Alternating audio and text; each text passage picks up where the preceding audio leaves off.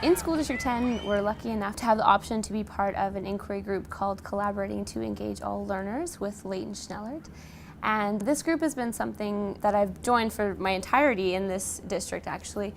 And each year I get more and more out of it. And I feel like it's the opportunity to work with my colleagues, to have time that's just for us to collaborate and to support each other. So each teacher or partnership of teachers is investigating a question to further their own practice, and then we meet together once a month to actually talk about it, visit other people's classrooms so you get to see what's happening in functioning working classrooms, and then just some time to debrief and talk to other teachers in a less formal setting to work through some of the inquiry questions that we have. And this year they let WECTEP students in, so 3 students join, and we're able to work with long-term practicing teachers to see how they're changing their practice every year. Our Collaborating to Engage All Learners team is in its 5th year. We've really grown together. It's been a process that's iterative, not just within the year, but over the course of years. We check in, we say, how is this working? How can we adjust the work that we're doing? But at its heart,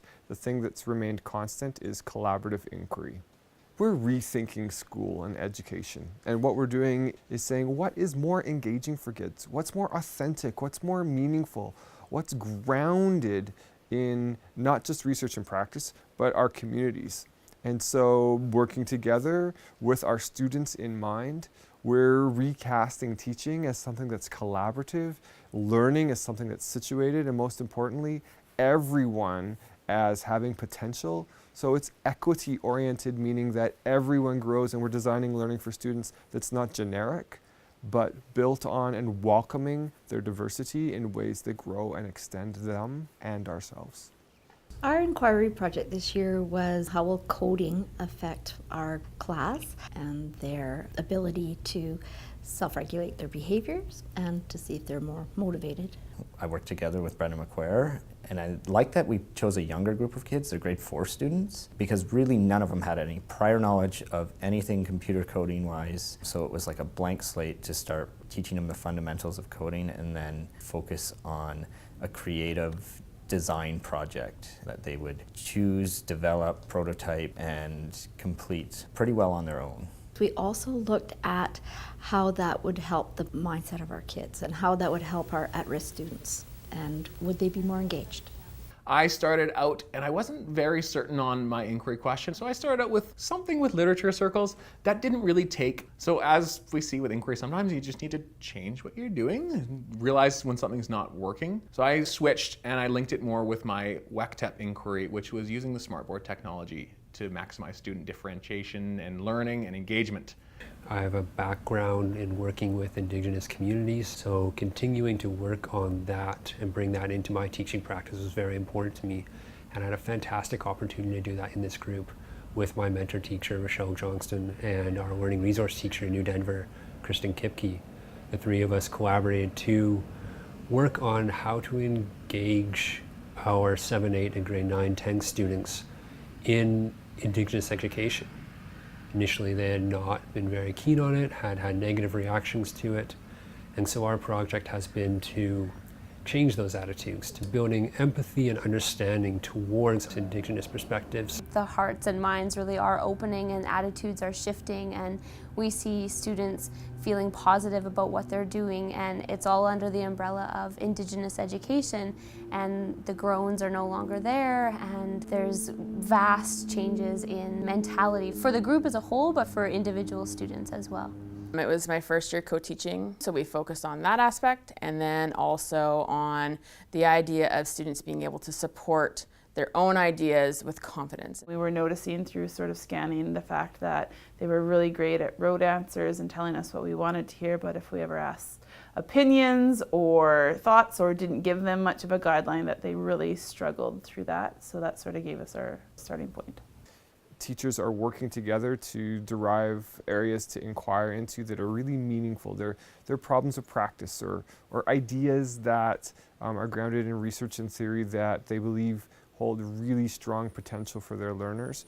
And so what they're doing is working together to say, how can we work with the kids that we have and the strengths and the passions that they bring and support them to grow to be as successful as they can be. So it's a connection between teacher wondering, pedagogical practices with promise, and nurturing the learning of students in our rural communities.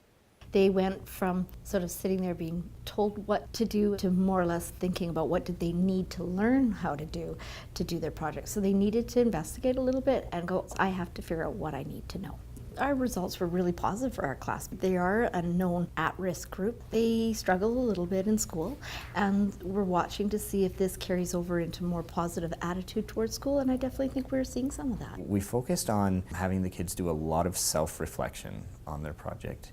Like nearly all the kids except for 2 said that it made them enjoy school more by being able to take part in this coding project. And then we did sort of a survey on what were their favorite subjects, and a resounding number of the students had coding as one of their favorite subjects.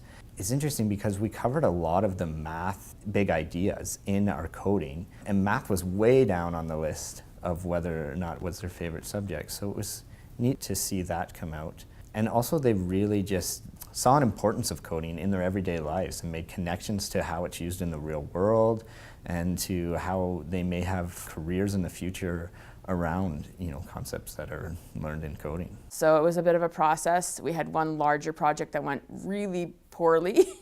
And then we took that project and really realized we needed to break things down more and be more flexible with certain things. So yeah, it was definitely a huge journey.